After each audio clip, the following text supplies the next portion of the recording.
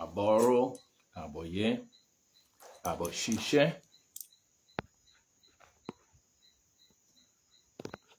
Tonight, we are going to look at divination in some measure of detail. But as usual, before I start, I would open with the Oriki. All right. Open Nifun Olorun, Oludumare Oba Ajiki, Mojiloni, Mowogun Meriaye, Iba Ila Orun, Iba Iwo Orun, Iba Ariwa, Iba Gusu, Iba Oba Igba Aye, Iba Orun Oke, Iba Baba, Iba Yeye, Iba Atiwo Orun. All right, tonight's lesson, as I mentioned just now, Ekabo, welcome everyone. And tonight's lesson is going to be on divination, right? But before tonight, I would have taught all the significance of performing divination for different types of rituals and the significance of doing divination, or what we call a dafa. But tonight, what I'm going to do is I'm going to get into some of the details where I'm going to be making almost like a comparative study of Ifa divination system, the divination systems used in Islam as well as in Judaism.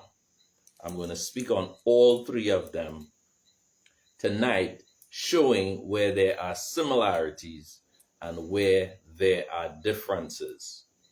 And I'm also going to introduce some aspects of astrology, which of course for many Ifa devotees, it is a bit of a controversial issue because many of the Ifa scholars do not attribute astrology as having any association whatsoever with Ifa. But tonight I'm going to make you aware of a couple of persons who are well respected and considered authorities on Ifa. And I would share tonight what are some of their views as they have expressed in written material and also in teaching concerning astrology. All right, so let me begin the lesson.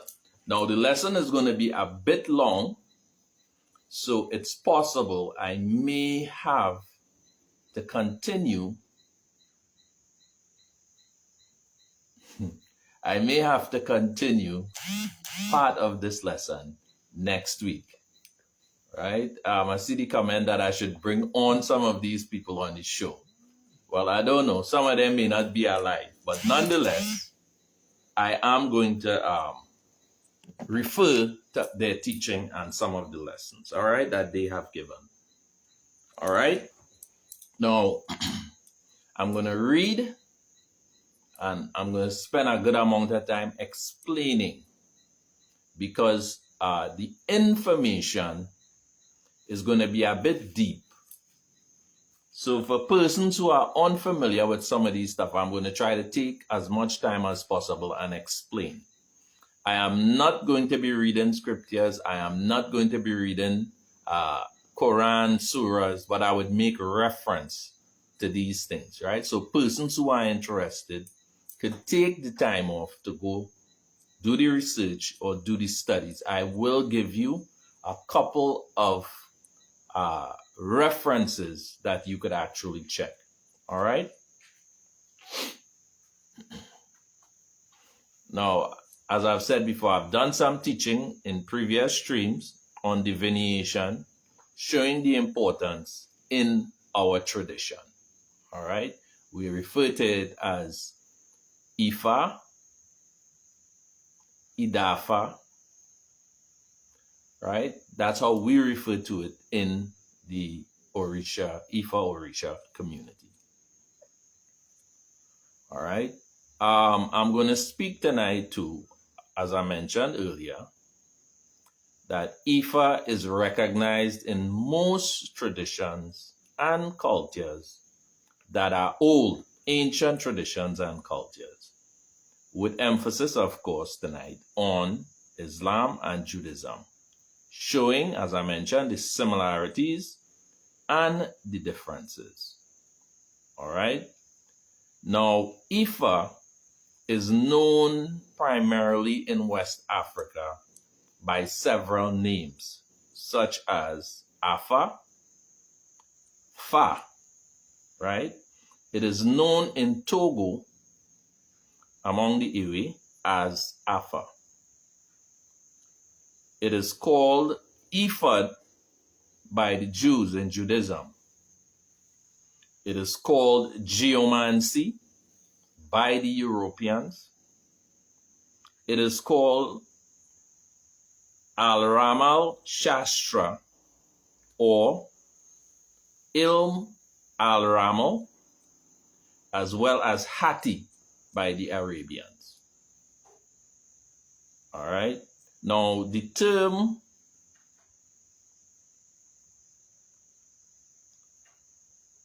al-Raml Shastra or al-Raml translates into English to mean the science of sand. All right, because they use sand to perform that method of divination. All right, it is known, or it is called Fa in the Republic of Benin. It is called al-Raml in Sahara, Africa. It is also seen in the system that we know as the Napoleon Book of Faith. All right. It is also an integral part of the Jewish Kabbalah. All right. That is also based on Ifa. All right.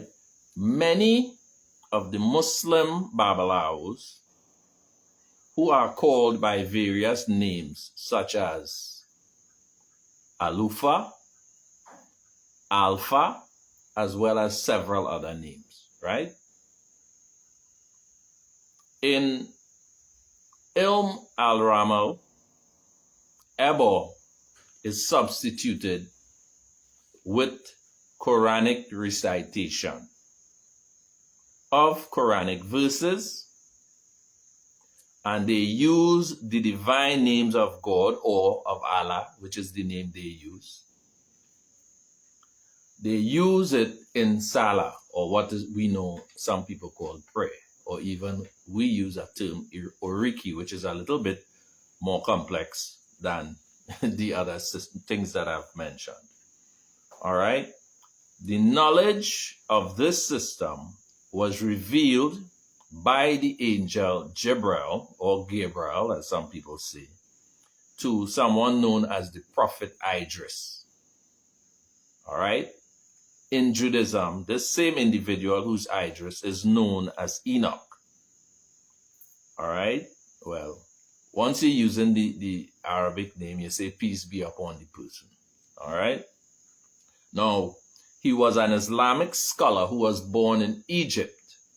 Right. And this would have been before the times of Prophet Muhammad. Peace be upon him also. All right. He was the great grandfather of the Prophet Noah, known to both Islam and Judaism. Peace be upon him also, in respect for the tradition. All right. In the Quran, the Prophet Idris is mentioned in Surah 19, verses 56 and 57. He is also mentioned in chapter 21, verses 85 and 86. So for all the Arabic scholars and people who have access to the Quran, they can always verify by checking these surahs that are listed here. Again, 19, 56 and 57, 21, 85 and 86. All right. Now he was called Enoch and or also Enoch, all right, by the Jews and the Ethiopians. All right. He was called Hermes by the Greeks and the Coptic Egyptians. And he was known as Jehuti or Tehuti to the Kemetic people or the Kemetian people. All right. Now, many people would say or would argue that this has nothing to do with Ifa and it is totally unrelated to Ifa. All right. I am not arguing for or against, but what I am doing is I am showing the similarities.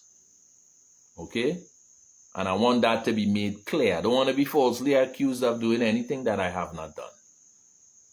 All right? I am showing the relation by comparison in terms of similarities. All right?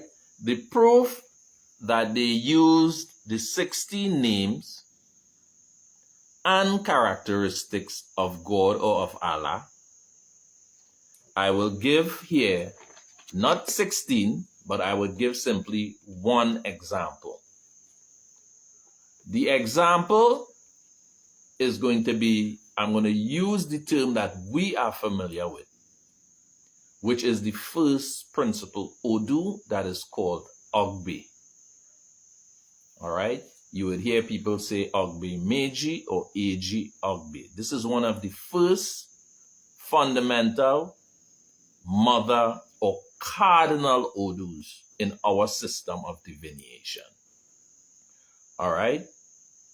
Ogbe is called Tariq, all right? Which means or represents change. It translates, the word Tariq translates to the way, a route, or a journey. All right?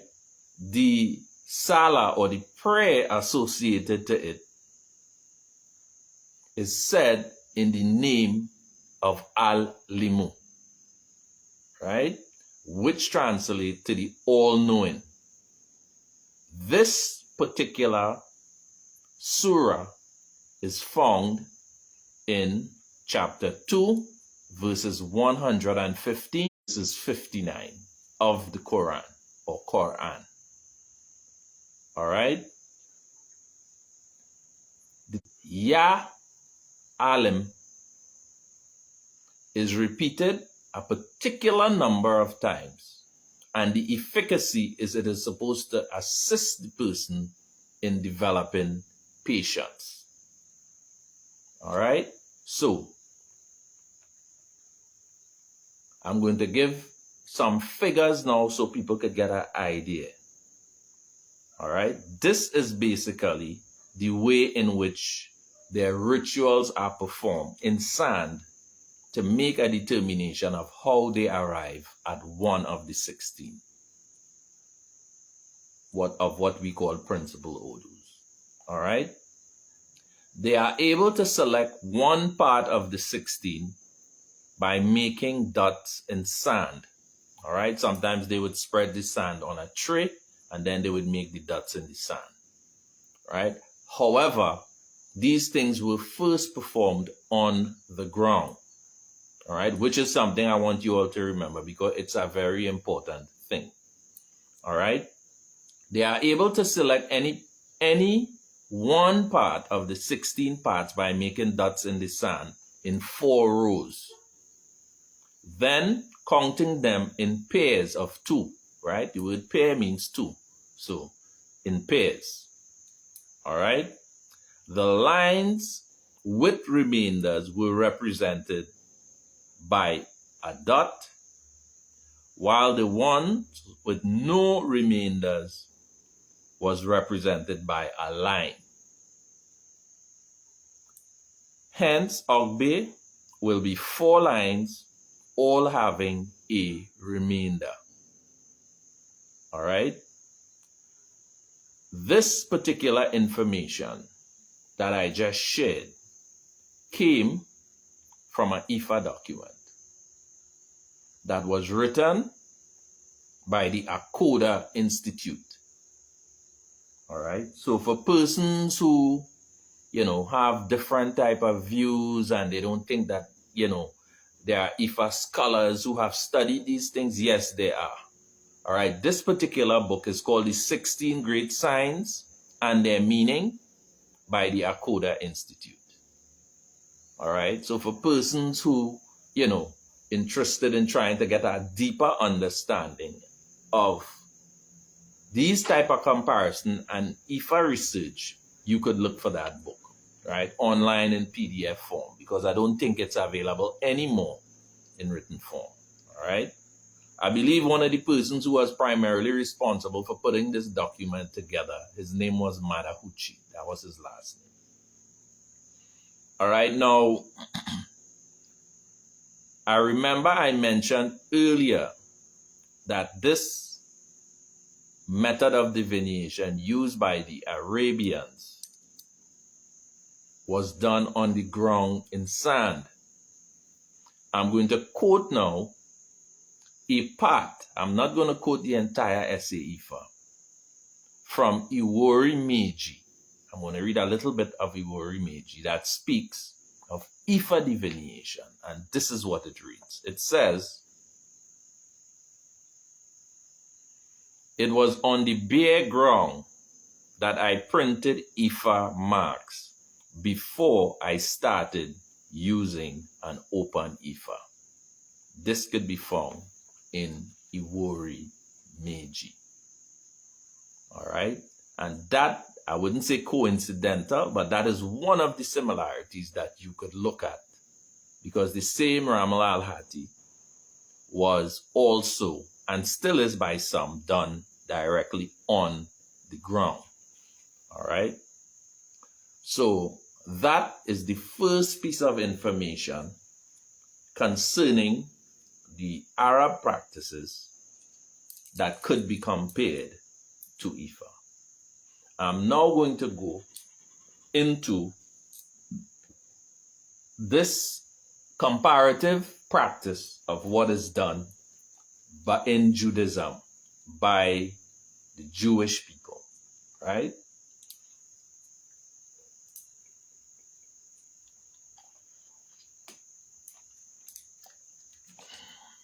I'm going to read, and I'm going to try my best to try to explain the little details so that we could understand. All right. In Judaism, they also use a system of divination that includes the use of 3 instruments. Only the high priest was allowed to use these instruments.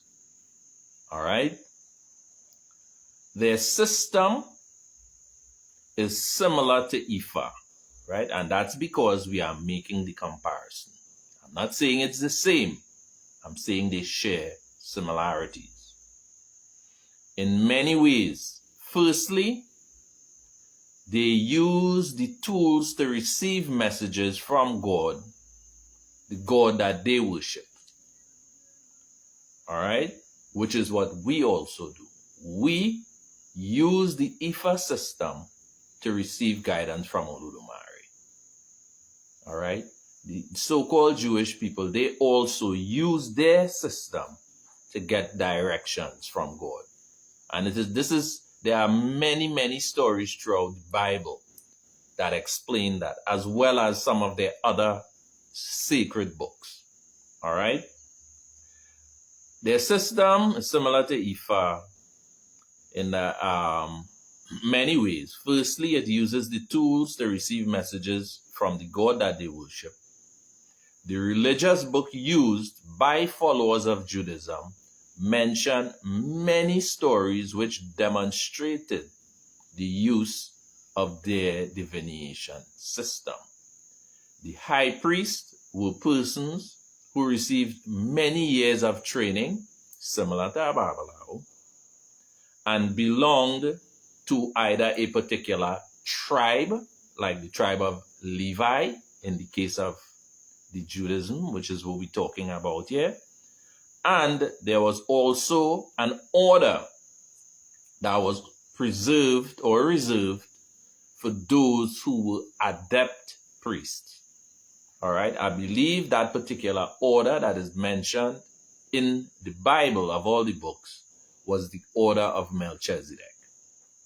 All right, let me continue to read.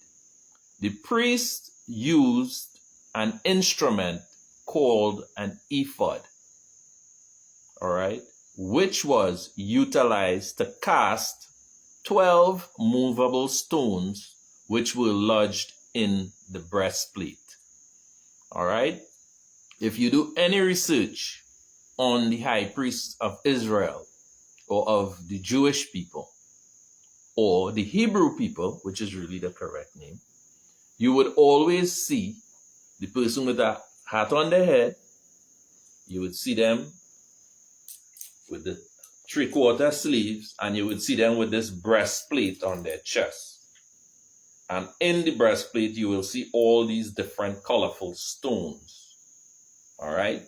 This is what they call the ephod. All right? It is strange that the name sort of resembles the name Ifa. The name is Ephod. All right? E-P-H-O-D. All right? The priest used an instrument called an ephod, which was utilized to cast 12 movable stones which were lodged in the breastplate. They also used 2 objects for casting lots, called a Urim and Thummim. The ephod was considered to be a table which provided information when the movable stones were taken out and casted. All right, so now let us compare. The ephod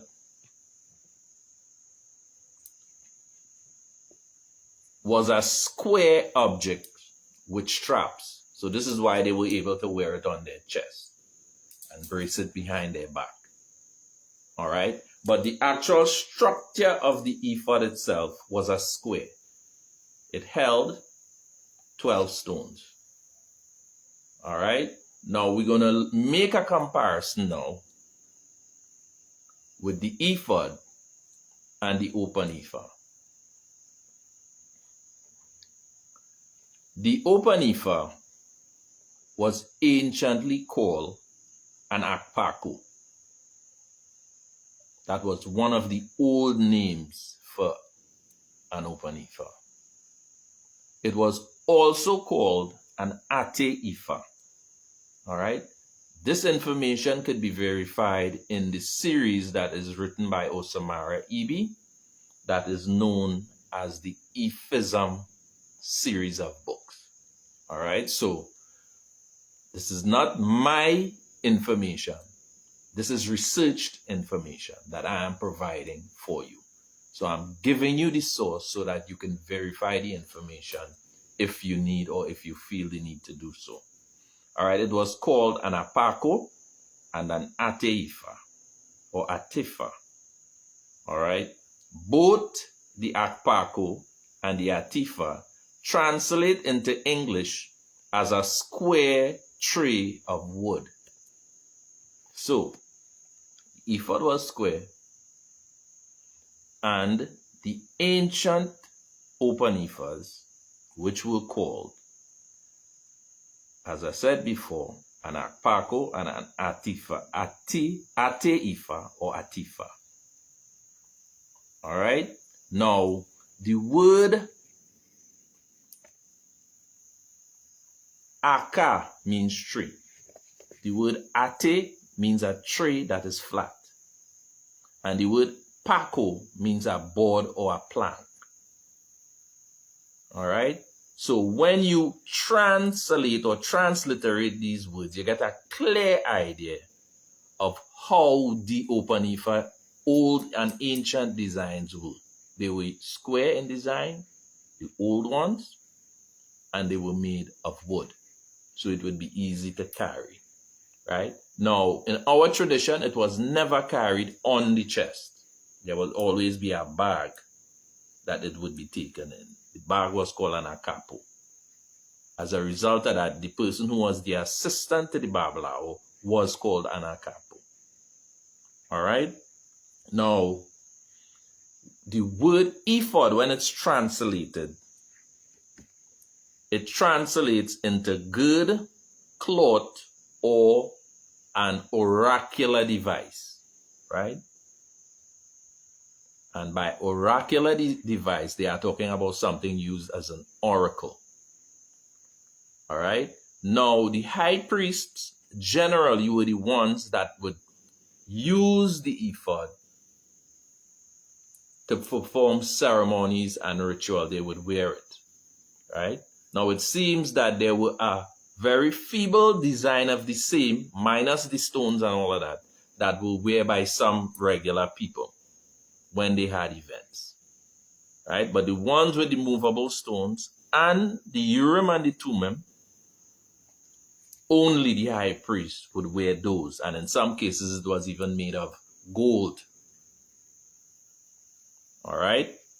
Now, the ephod is mentioned in Exodus 28, verses 6 to 12. All right? It is also, well, it's mentioned in several scriptures. I'm not going to read the scriptures and I'm not going into it. But if a person is interested, if you're a Bible reading person, a Christian, because all sorts of people stops in to look at the video, you could look at Exodus 28, 6 to 12. All right? And now what I'm going to do now is I'm going to look at the numbers so that we could actually make a straight comparison. The ephod carried 12 movable stones.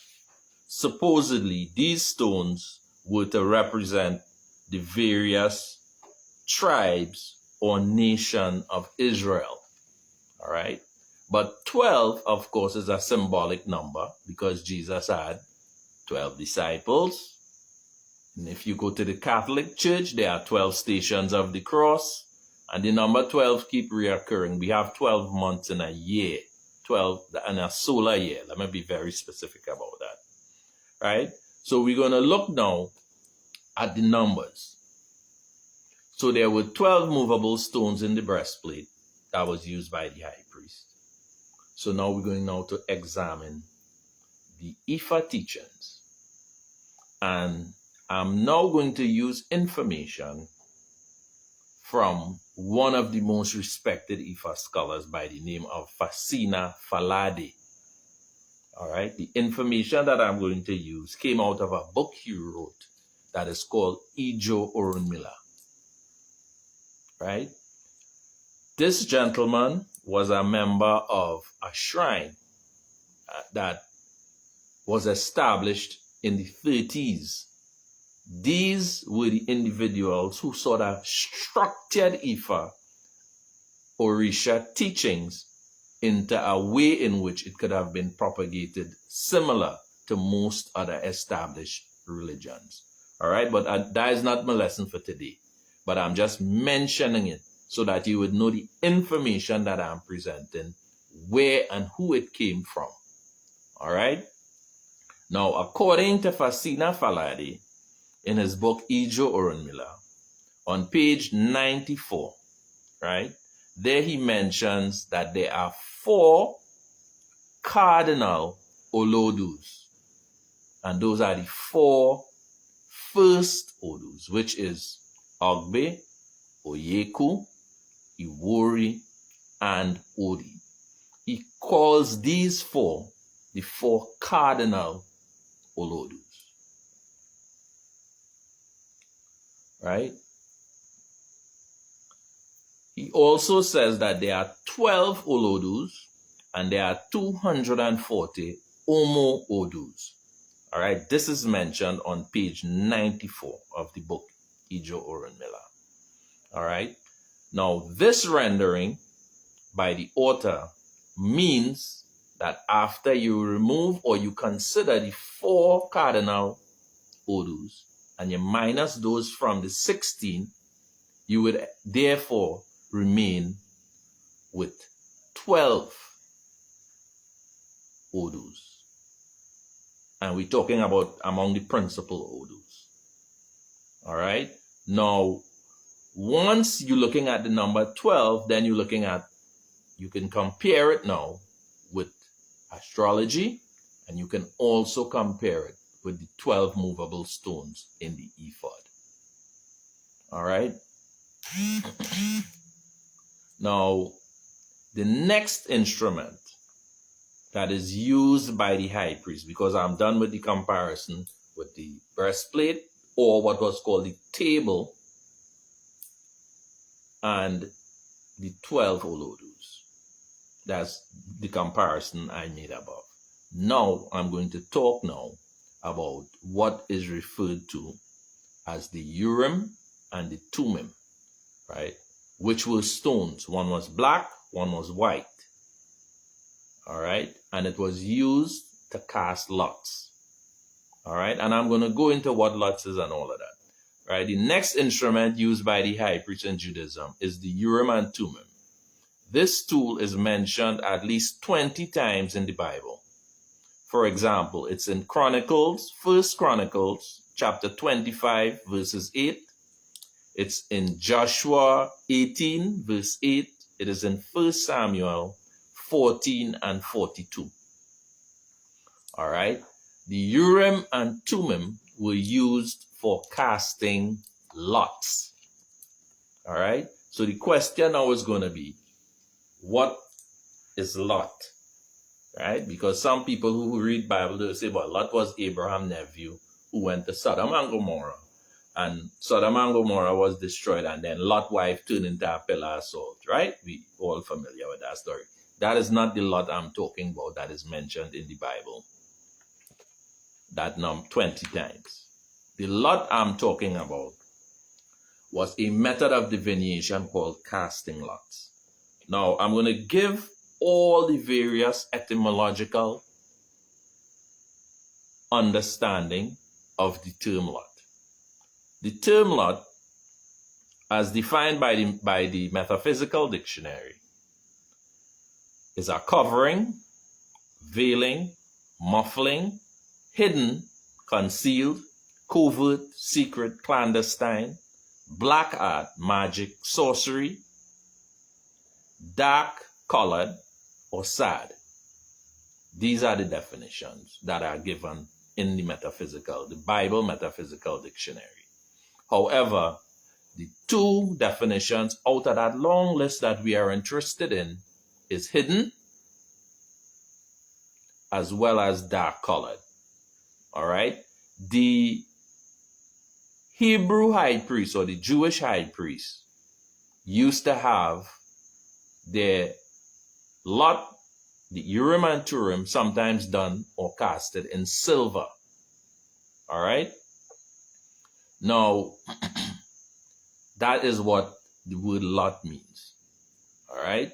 Now, that's from the Metaphysical Dictionary. From the Webster Universal Dictionary, lot, coming from Middle English and from the Anglo-Saxon as hlot, all right, from the word hliotan, right, which means to get by lot.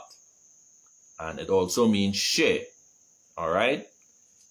The extended definition says that which happens without human forethought or provision, chance, hazard, or fortune. Second definition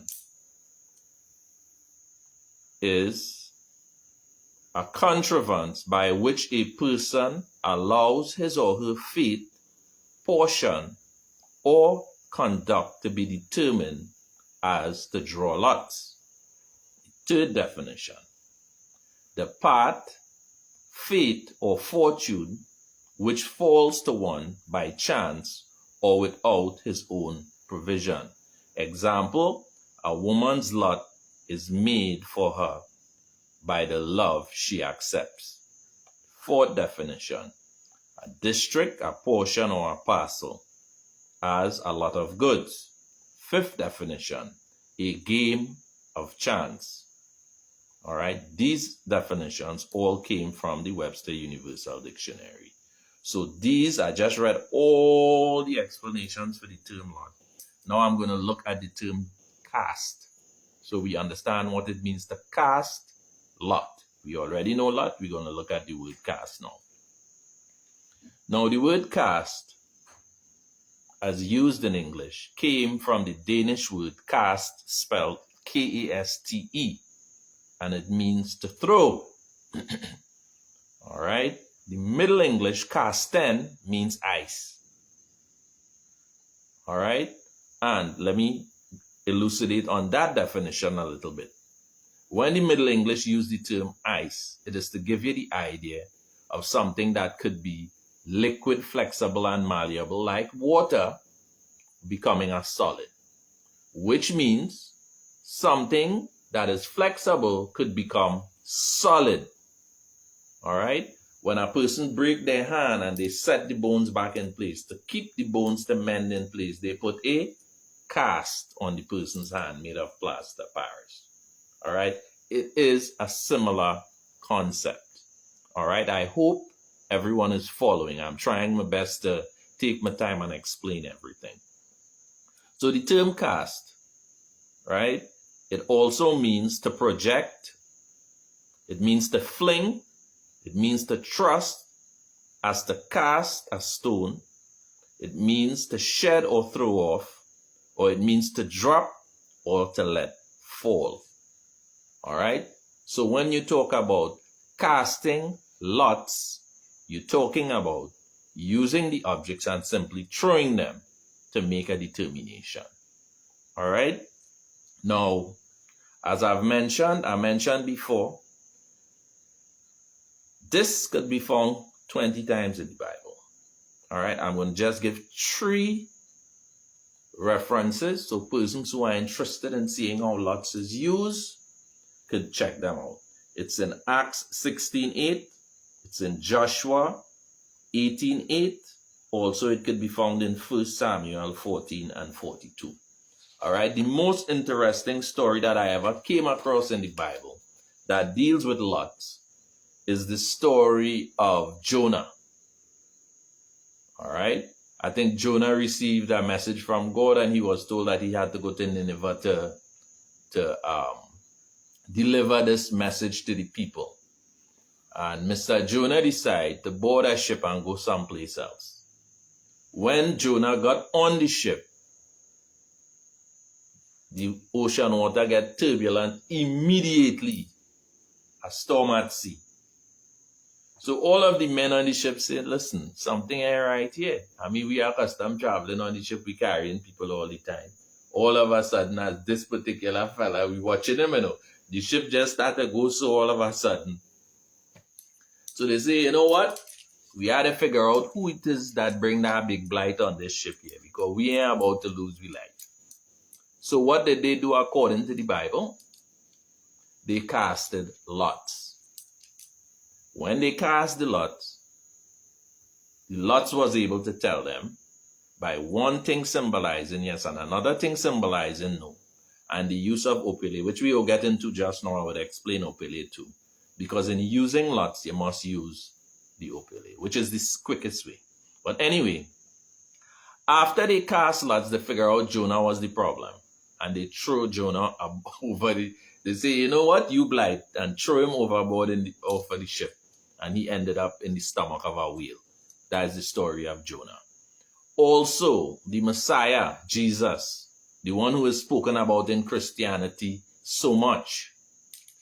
When the Roman centurion soldiers captured Jesus, right, to take him for judgment and for him to be crucified, his clothing was very expensive. Right? I don't know where some people get the idea that Jesus was this poor man and all that. Jesus used to wear very expensive clothes, and he was riding the Rolls Royce in the days. He used to ride a donkey when he was coming into town. In them days, you had to be wealthy to ride a donkey or a horse, right? The man wasn't poor. All his clothes were so expensive. The soldiers decided, I want it. Everybody wanted. So among themselves, they decided to cast lots to decide who would get the garments that was worn by the Messiah. All right, so that is another example of how lots is mentioned and used in Christianity or Judaism. All right, so we're going on with the comparisons. Now the term lot, because we're moving now from English, now we're going into some Yoruba. All right, the term lot, which we take as an English word, in Yoruba, the word is ipin. All right? The word ipin in Yoruba somehow carries the concept of share, right? Because the energy center in your stomach is called your ipin ejuan, all right? Which is the share of what you eat, all right? So you would sometimes, when you attend the shrine, you would hear the Babalawos or the priest or the Mongba. He will say, we're going to feed the Orisha of the stomach. That is the ipin ejuan, right? It appears in the word Ipo. The same word lot also means Ibo, I-B-O, which we're going to discuss when we're making the comparison. Lariwo and Goro. All right. Ipin means portion. All right. Matter oozing from the eye. The act of dividing, division, and share. The word Ipo means place, room, situation.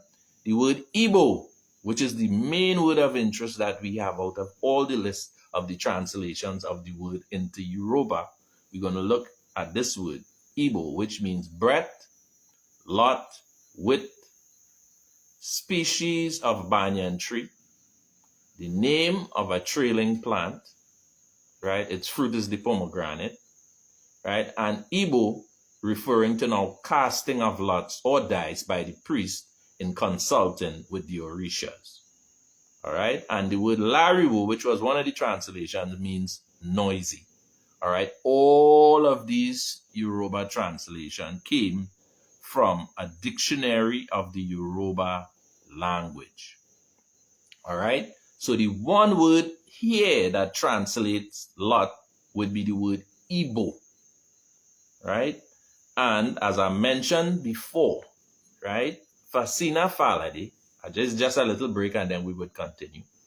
Fasina Falade, right, who wrote a book called Ijo Oronmila, was a member of the Ijo Oronmila Ato, all right, which was also known at the time as the Indigene Faith of Africa, right? And if you listen carefully, Indigene I, Faith F, of Africa A, IFA, Ifa.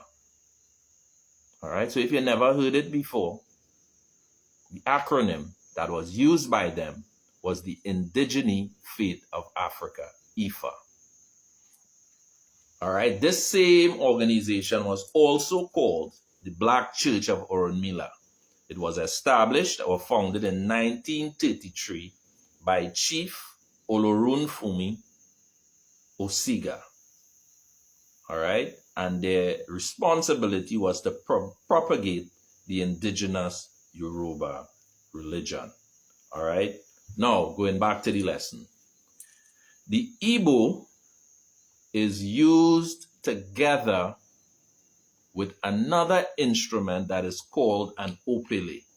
All right, so for some of the people who, for the first time you're hearing some of these things, basically what I'm doing is I'm allowing you to see that our ancient tradition, the Hebrew people, which is the same people who practice Ifa Orisha, I'm showing you that a lot of the deep mystery that has been placed over a lot of words that appear in Hebrew in the scriptures and that sometimes appear also in Arabic too, the instruments that they are making reference to, we still use them up till today. So I am trying to bring clarity. So when a person go and they read in the Bible and they read about the Ark of the Covenant and the mercy seat, and they talk about what was placed inside the Ark of the Covenant, these same tools is referred to as being placed in the Ark of the Covenant. Let me continue the lesson. All right. So the Igbo, the word Igbo, IBO, rising tonal mark over the I, and a period mark over the last O, means worship, propitiation, or veneration.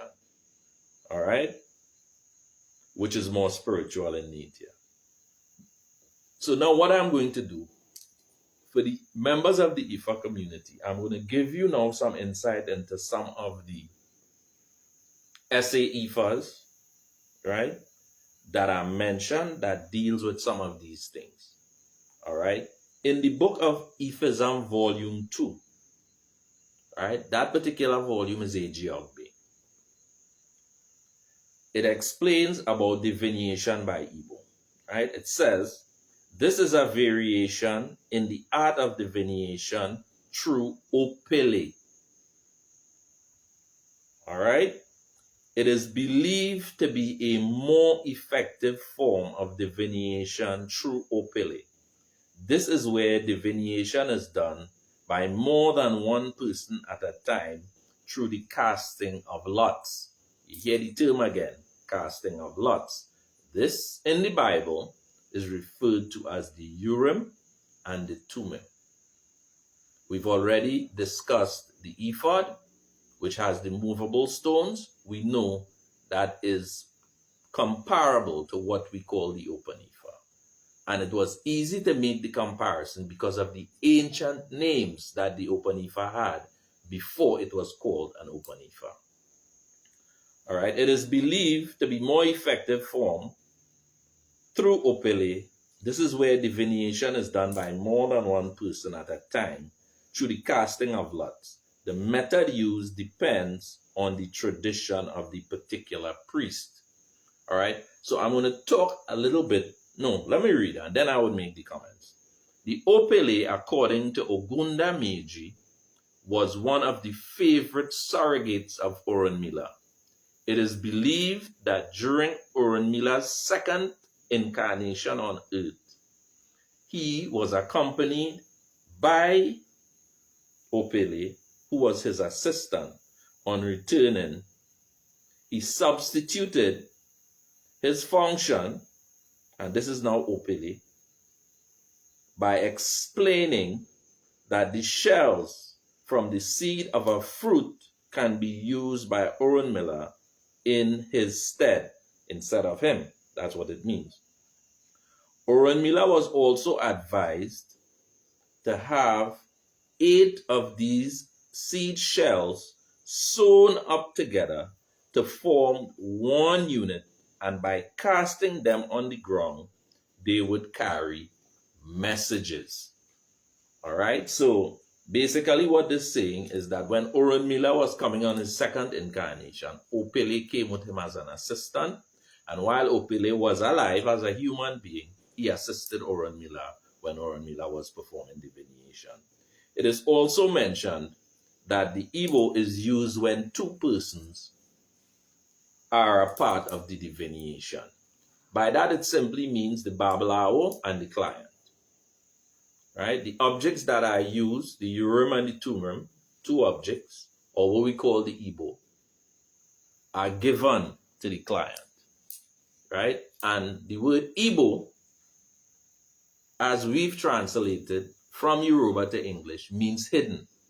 What normally happens is the person would take the 2 objects and hide it behind their back. Right?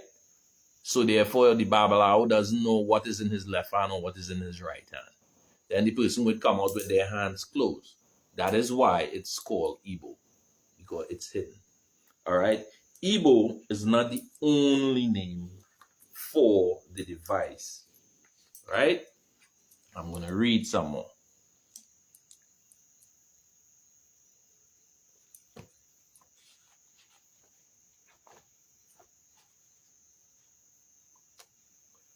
For finding the source of EB, EB means negativity.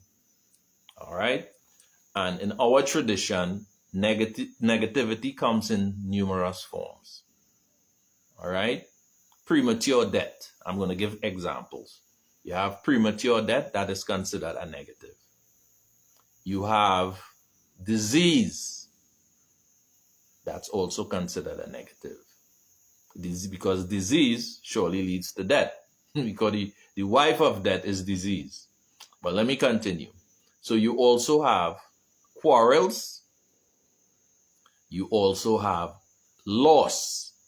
You have confinement, jail, prison, court cases. All of these are considered to be negative and obstructive.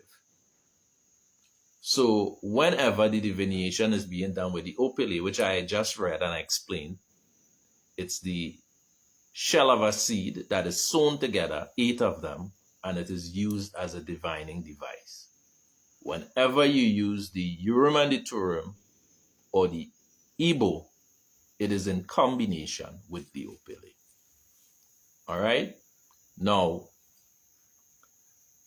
the Ebo are selected based on the questioning to find out what is the nature of the negative. So basically, it's a range of things, but they are switched up.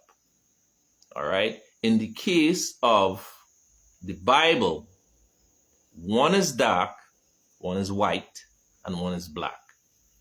All right? In our tradition, when we talk about white and black objects being used as Ebo, there are several objects that are black and white, but each is symbolic of a particular type of EB, which is among the list that I just called out. All right? Ebo is also sometimes referred to as Iranse. All right? And these, the word Iranse, translate into English to determinants. So basically, they determine whether something is yes or no, meaning it is so or it is not so. All right? These are determinants used in asking questions from Ifa during consultation. Using Ebo to anticipate future events is mentioned in Irosun Ogunda, otherwise called Irosun Wawa. All right? This particular piece of information is taken also from material from Fasina Faladi, but in this case, it is taken specifically from a book called Ifa, The Keys to Its Understanding. All right? So, as I've mentioned, the comparison is the Ephod, which in our tradition is called Open Ifa. It's also known by 2 other names. And the other comparison is the Urim and the Thummim, which we know as Iranse or Ebo. All right? The performance of these rituals in our tradition, we have maintained the sacredness of these things. So even the very teaching that I'm doing now and I'm exposing this great information, mostly devotees who have been for divination or who have performed, who have had important rituals performed for them, would have witnessed these things. But for persons who are not in the tradition, who might be Muslim or who might be Christian, the explanations that I've given today should bring some clarity to a lot of the stories that you have heard or have read. Because in the Quran and in the Bible, a lot of these stories are the same. Just that one of the books have a little bit more explanations on the stories than the other book. But basically, primarily, is the same. All right? But in our tradition, there are many Ifas that tell stories of persons who visited the Babalawos. And the Babalawos would have given them the type of advice that they would need to find solutions to the problems of life. Divination as practiced by us is not just the idea of forecasting or telling people future. It is not tarot. All right. I mentioned astrology because it is something that is related in a way or could be compared. Let me not even say related. Could be compared. All right. But if you're dealing with systems that look like each other, and one system is much older than the other, it is always a possibility. I'm not saying that it is that way. I'm saying there is always a possibility that one may have originated from the other. But because of language, culture, tradition, and in many cases, because of the availability of resources, over time you would have adjustments made to the practice. And it's not that one is better than the other. It's not that one is worse than the other. But it is simply a matter of people becoming familiar or educating themselves about different cultural practices and identities. Ifa, my friends, is for the world. This is why I talk about Islam, I talk about Christianity, not because I'm interested in either one. I've had a background where I've had opportunities to look at these things, so I'm familiar with them. So it is easy for me to discuss it with people from those backgrounds. But Ifa, my friends, is for everyone. Ifa wasn't sent just for a particular people. Ifa is a natural or a nature-based tradition. Ifa provides a solution to the everyday challenge of life. Ifa is designed to help human beings to make themselves into better people. Yes, we have rules, but most of the rules don't just come in a rule book. We practice a tradition. Many times you would hear people refer to Ifa as religion, and not that that is wrong, but religion, my friend, is one aspect of a tradition. A tradition is what provides for all aspects of the needs of a society. And Ifa Orisha is a tradition. But we do have the elements, or what we refer to as the essence, that relates to religion. We have an essence that relates to science. We have an essence that relates to philosophy. We have an essence that relates to technology. We have an essence that relates to astrology. So basically, everything in life is included in Ifa. So with that, I want to close off. I want to thank everyone for stopping in. And I like to remind everyone, you do good for yourself. You do bad for yourself. So with that said, may Olodumare bless you. May he bless your offsprings, your family, your community, and us as one people and one nation. Let us learn to live in love, and let us learn to live in unity with each other. It does not matter what religious background you come from. None of that matters. None of that is important. I have a background. I was in church. I was in the Moorish Science Temple. Yes, and we accept everyone.